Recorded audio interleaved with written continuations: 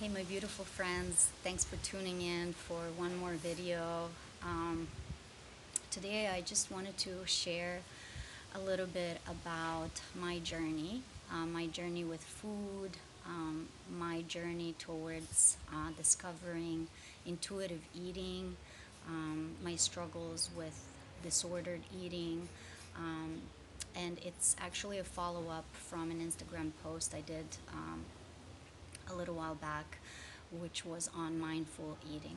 Okay, so I wanted to tell you a little bit more about myself, just so you get the idea of where some of these issues stem from, because I feel like they can be tied to cultural aspects of what culture the person belongs to, but also family dynamics. So I'm originally from Serbia, which is in the southeastern region of Europe. And Serbs are generally tall, athletic, slim people.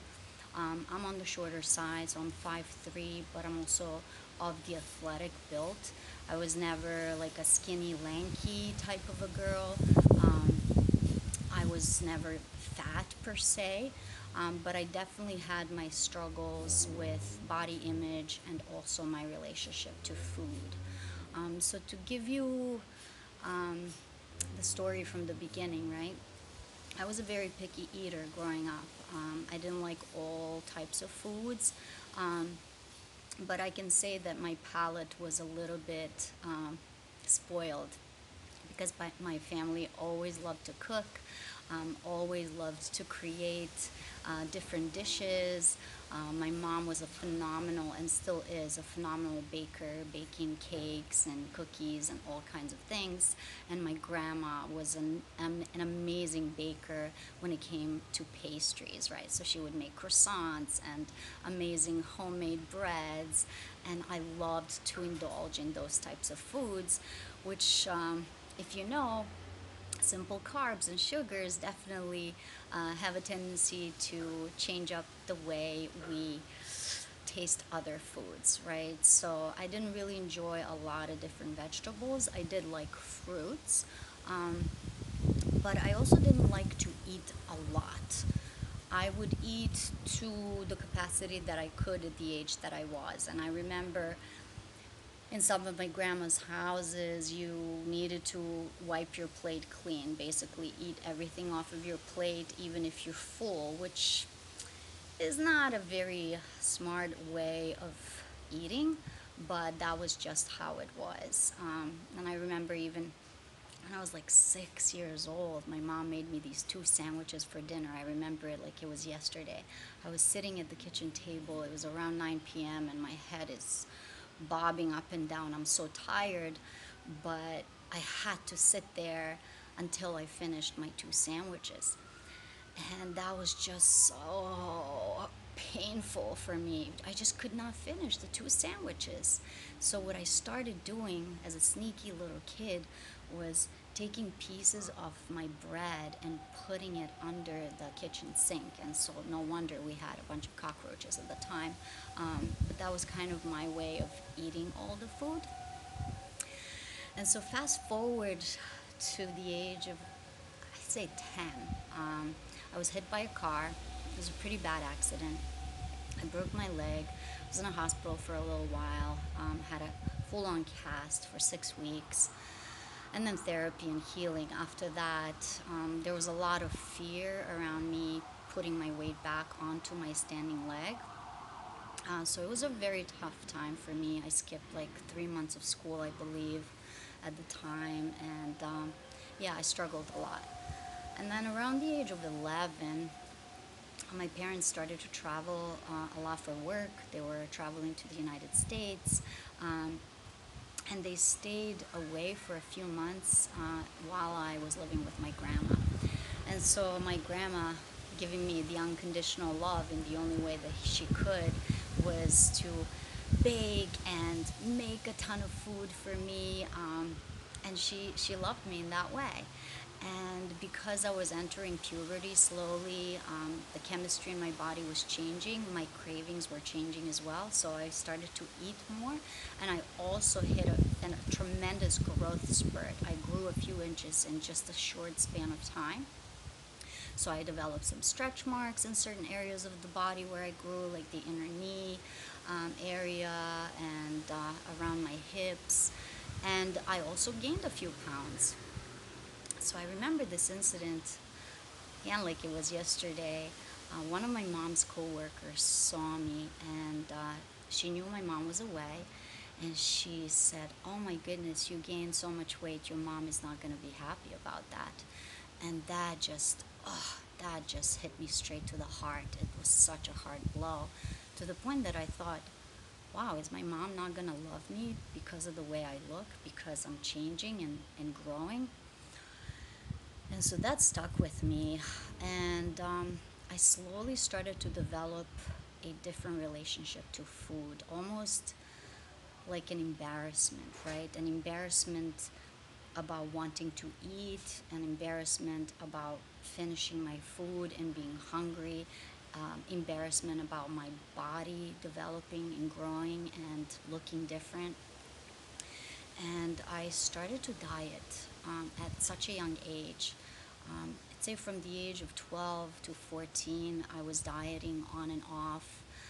I would restrain myself from eating by drinking water. So when I would feel hungry, I would drink water instead of eating, and I would hide that from my parents because I didn't want to worry them, but ultimately I wanted them to love me.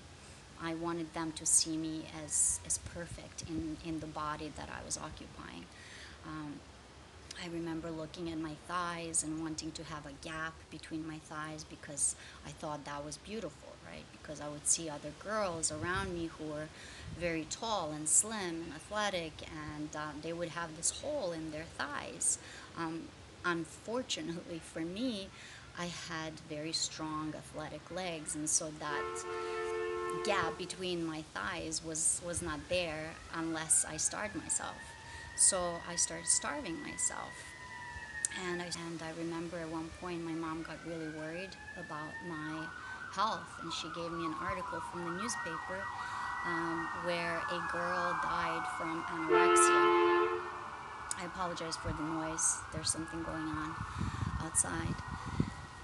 And I read that article, and oof, it hurt, right? Because I felt like, okay, here I am. I'm trying to please myself, right, with the body image that I've created in my mind, thinking was perfect, and I also wanted to be perfect in the eyes of people around me, my mom, my dad, and my classmates. And I feel like in Serbia there is that competitive spirit, and if you don't fit the box, um, you're just considered not as athletic and not as beautiful. And of course that could be completely my projection, but that's how I felt at the time. And my young developing mind and body just didn't understand how therapeutic and necessary food is to create energy and to create cellular repair and cellular growth, especially in the developing stages of my life. The struggle with food continued even in high school. I just changed my ways. I wasn't as restrictive with food, but I found other ideas. I would chew food and spit it out. So I would taste the food and still consume it in a way, but I wouldn't swallow the food. Um, and then later on, when that became tedious, I started to puke the food, right? I would binge, I would eat a lot, and then I would go and throw up, which is considered bulimia. So I struggled with all of those things. And then I moved to the United States, and that continued to follow me. I lived with a family in Oklahoma for a year, and I remember they would go away and leave me by myself at home, and I would go to their freezer and like binge on ice cream and then go and throw it up. It was just so unhealthy behavior, but I didn't know. I just didn't know how to move past it. And that actually didn't change until I met my partner, um, my husband now, and this person was so in tune with his body that he would only eat when he was hungry. And that just was a fantastic revelation to me because I haven't had that since I was a little kid. That kid that would only eat the amount that felt right for me at the moment. And I asked him one day, and I was like, "How come you eat so little?" He's like, "Well, I only eat when I'm hungry. There's no reason for me to eat outside of that feeling, right?" He's like, "When I feel that burning sensation in my stomach where I'm like, oh my God, I'm so hungry," that's when he would eat. And if he feels satisfied, no matter how much food is on that plate, he wouldn't need to finish it. And I was like, oh man, my my upbringing, and my ways of thinking, it would be like, why are you wasting all this food? But ultimately, he inspired me to really get reconnected back with myself and my relationship to food that was so warped for so many years. And really, it stems from low self-esteem and not feeling loved, or really putting these restrictions on myself, because regardless, my family would love me even if I was fat. They would love me if I'm skinny.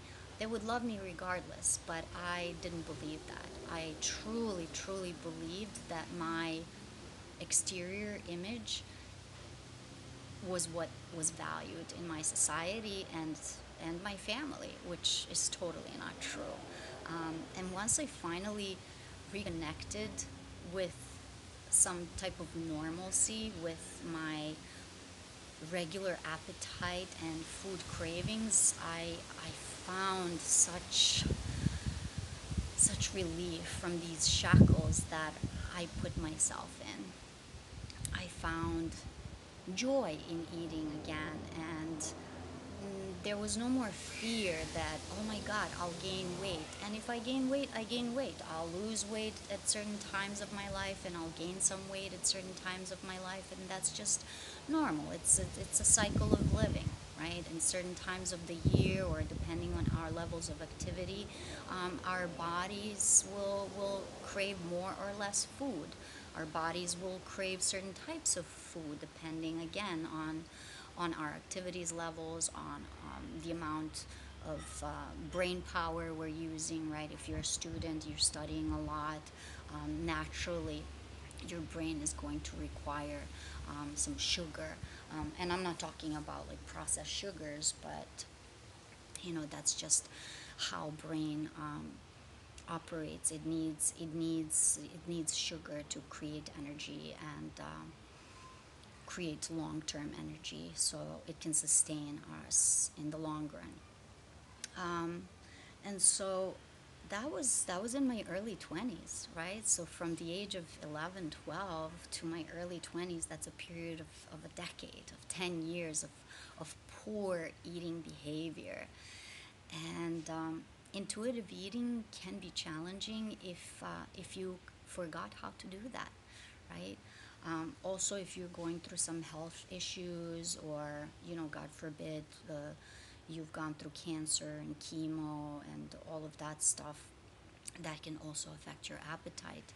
Um, so everyone is really a story for themselves.